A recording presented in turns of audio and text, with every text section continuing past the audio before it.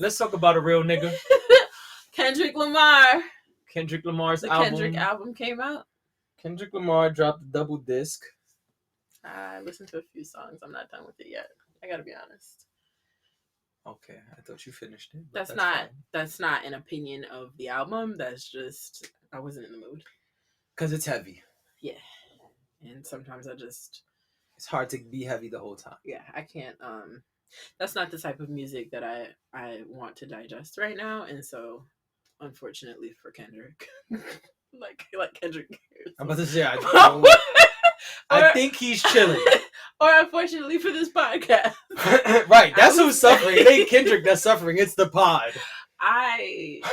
Because you couldn't endure for the pod, okay? I tried a couple times and I was like, this is not where my... It's heavy.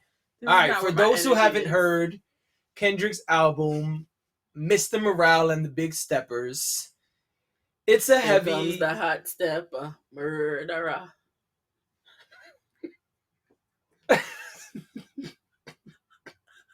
I'm not editing that. Why not? Nah, that's staying. Please edit that. Nah, staying. Please edit that. And so, Kendrick's album was released, and it is beautiful sonically. I mean, instruments, amazing sounds, but the topics... Can y'all tell he's a Kendrick fan?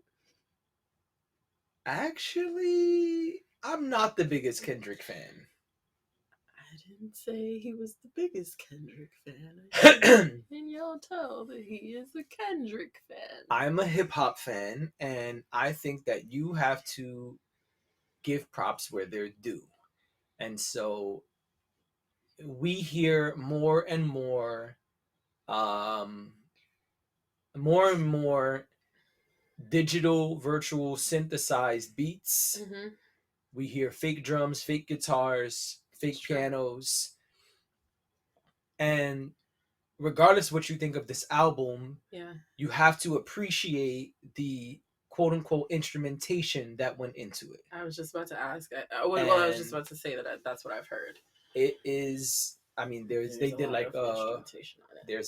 lot of it, and whether you like it or not, you have to give props where it's due. Mm-hmm. This is a hip hop album, unlike many hip hop albums. It is hard to compare apples to apples because these are not apples. If you want to compare it to J. Cole's album or Drake's album or any of his quote-unquote contemporaries, peers, etc., it will be very challenging because this does not sound like Metro Boomin. This does not sound like London on the Track. This don't sound like Beats by Dre. This sounds like some total next shit. This sounds like... Because Metro Boomin was busy with the other thing. This was a ton of instruments. It's a very jazzy feeling album. And it is like jazzy. Sonically, it's very, very interesting. It's very reminiscent of older times in music, perhaps not in rap, perhaps not in hip hop, but in music, in Black music. The content, the subjects, the song matter, subject matter is heavy. This I guess because he's critiquing culture largely, that's why the title was the title. But I honestly don't understand why the album was not titled Therapy, because this is what it was. Kendrick is going through therapy on each song. Most of the songs, it's not like Damn, where he's getting at half of the industry. It actually is probably more comparable to Pimp a Butterfly. Because of the style in the songs, as far as how the beats and lyrics come together. But this is less quote unquote preachy. I don't like that term, which is why I say quote unquote. But this is less quote unquote conscious. It is less about we the people and more about Kendrick's internal battles with many different things. He critiques society. He critiques hip hop culture. He critiques cancel culture. And he speaks a lot about different things that he has struggled with, substance abuse, adultery, struggling with accepting queer family members, issues with his mother, issues with his fiance. The list goes on. This is musical therapy. It is heavy. And so this is not going to be the album that is playing on every radio station. Mhm. This is more the album that you would probably play cleaning your crib because the music, the sounds are so smooth. Mhm. But it's really interesting the way that he put the pieces together. It seemed very intentional, and it seemed that he is trying to make several statements by releasing this project. The exclamation point, which many people know, and we said last pod, Mhm. is that this is his last album on TDE. Yeah. And so this is TDE saying goodbye to Kendrick as Kendrick goes on a new venture of his own, which I believe is called PG Lang. I think that's what it's called. And so this is a very interesting goodbye. Many people anticipated that this album would be similar to Damn, where he would come out and say "fuck this person, fuck that person." I'm saying this name, and as he said on the Baby Keem song, "I'm smoking on top five. Your best five rappers can't come anywhere near me." This is not that at all. Um, Even this one song, he mentioned J. Cole and Future, and I was listening, and I was, oh shit, he about to. Oh no, he didn't. Okay, never mind. And so it's heavy, but it's being received pretty well. I don't know what the numbers are. I didn't check the numbers, but people are digging it. And whether they are or not, it is being spoken about. A lot. There's a lot of conversation pieces about it. Mhm. And I know some of the things that he spoke about, people have taken issue with. I know other things people are disappointed by. Um, but I think that's part of the decision that he made as an artist. I think he knew, speaking about accepting or not accepting, and that being a mistake of his, and not having issues accepting queer family members. I think him speaking about having issues with his mother. There's a song where him and his fiance, it's supposed to be his fiance, it's not his actual fiance, Yeah, but there's a young lady who's like playing his fiance, so to speak. The two of them are like cursing each other out and degrading each other. I think all of these things are very uh almost neglected in hip hop today. I think maybe when we were younger, like that song makes me think of a song called "Domestic Violence" by RZA, where he's not hitting the woman, but it's very similar. It starts out they're both cursing each other out, talking bad about everything that they do with each other. It's very similar, and that song came out, I don't know, 20 something years ago, probably. Um, but I think he knew that all of these risque topics would cause people to react in some way. Almost like a Kanye who's like, you may not like the shit I'm about to do, but it's going to get a reaction. It's going to have a buzz. Am I saying he's, what's the term? Clout chasing? No. But I think he knew this is what I want to do. Huh? I was saying he doesn't need to. Kendrick doesn't need to clout chase. And Kanye doesn't either, but Kanye chooses to. But that's a conversation for another time, which we'll get to very shortly. Yeah. And so I think Kendrick made very specific decisions to close the TDE chapter, to leave a mark on hip hop in a year where there are a lot of people who have not released music in a long time, in a time when he knows and sees that a lot of the big dogs, quote unquote, are starting to release more music. Cole dropped last year, Drake dropped last year, Future dropped the week before, or 2 weeks before Kendrick. I think this was to make a statement that would make several statements at once. Okay. And it's very interesting, and I think that I applaud his bravado. I applaud him for being so transparent, so introspective. Um, he's extremely vulnerable on this album, and also pairing that with these type of sounds that almost don't sound like hip hop at this point. Mm-hmm. It's a very bold thing to do, and I applaud that. As an artist, I admire it. Okay. That's my take. Do you like the album? I heard the album once. I have a thing. If you know me, you know that I do this. I don't like to give any reviews until I've heard an album from start to finish twice. Mm-hmm. I think that in music, there are too many nuances and too many things that you miss on the first listen. I agree.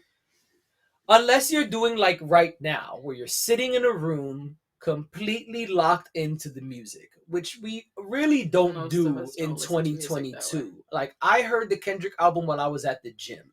Yeah. I was not 110% focused on the Kendrick album. Mm-hmm. And so I don't want to critique someone's project because I know how much, as an artist myself, I know how much time and energy and soul go into this process. And so I don't like to review music. Yes. Finish. I don't like to review anyone's project until I've heard it completely twice, because I listen for different things and I want to be able to say, here's everything I heard, here's everything I listened for, and here's all my thoughts in full. I will say I didn't hear anything that I didn't like. Okay. On first listen. On first listen, I didn't think that it was. I don't think it was groundbreaking for him. Mm-hmm. I think that he has done things similar in the past. Okay. Just he's doing this in a different, bolder way, which I like. Okay. And that's why I compared it to Pimp a Butterfly. Because To Pimp a Butterfly, a lot of people said was more like spoken word than it was hip hop. Mm-hmm. This is very similar when it comes to certain records. Okay. And so I can see him kind of going in that him going in that part of what him going into different parts of what he's capable of doing to put this project together. I think at some points he pulled things that he did from To Pimp a Butterfly. I think some things he pulled from Damn. I think this was a way of showing many of the things he's capable of doing while doing something that he felt he wanted to do, the vulnerability, the topics, etc. Okay. Because if Kendrick want to do a talk shit album, he can do it very quickly, very easily, very proficiently. Sure. What's the song where he said he was king of New York with Big Sean? It's Big Sean's song and he's featured. You know what I'm talking about? And everybody went nuts for like a whole summer. What you're talking about, but I don't. Anyway, whatever. That song, if you know the name of the song, put it in the comments. But he can do that anytime. He can do all type of stuff like that. He did the same thing on the Damn album. I think this was very precise. I think this was very I think this was planned and calculated, and I think it was done intentionally. And so I like it on first listen, but I would like to listen a second time and really be able to soak it all in before I give any real critiques. Was it Control? Control. Okay. Yeah. I mean, I appreciate that review. That was very thorough and thoughtful. I will definitely listen to it. It's not that I don't want to listen to it at all. It was just energy that I was. Yeah, it's not a party album. And it's not. What I was gonna say before, I was gonna ask a funny question. And go ahead. Ask you, when you said that, you understand how much soul goes into making an album. Do you think any soul went into Jack Harlow's album? I didn't hear it. I can't answer that. Sorry. I had to. I can't answer that. Sorry, I don't know. You'd have to answer that question yourself. Anyway. Right. Exactly. I mean, I think that. Ooh. Go ahead. I think that I think that it's an interesting way to go out, as you said. Um, But he's not done. he's not done, but I mean, to leave, if he's leaving his label, I think it's an interesting way to leave the label. Yes. And it definitely is a conversation piece, whether I listened or not. It seems like a lot of people have a lot of different things to say about it. I think that people are taking their time with it too because of the content and kind of trying to figure out how they feel about it. Yeah. It kind of is creating a lot of public discourse. And I think that he did TDE a solid by doing that. Yeah, I like. I'm always gonna love an album on a high level. I'm always gonna love that someone can create something that creates conversation. And whether we agree or not, we're talking about important things and things that matter to all of us as people. Right. That goes far beyond some music you listen to when it's just a good time or it's just music. Like, it's not really, like, maybe the lyrics don't matter as much and you're listening more for like the sound. Right. But I think it's always great when you can find something that provokes thought, creates public discourse, something that makes you think introspectively about your own life and your own situations, missteps that you've made, maybe triumphs that you've had. And he's speaking about a lot of things that are happening now when he does speak about the things happening in society, which Nina Simone said. You know, an artist's job is to paint a picture of their time. Yeah. And that's not the exact quote, but and we need that. We need the balance. We need the and then we need Kendrick. Right. Then we need Kendrick. Then we need you gotta put one of these over there. Well, we have the leopard over here. We need Kendrick for that. You know, we need artists like Kendrick for that. We need albums like this for that. So I'm excited to kind of dive in once I'm in a state of mind to do so. But yeah, that was way better than my review of Jack Harlow. I mean, you know, it's hip hop. That's what I do. So I mean, listen.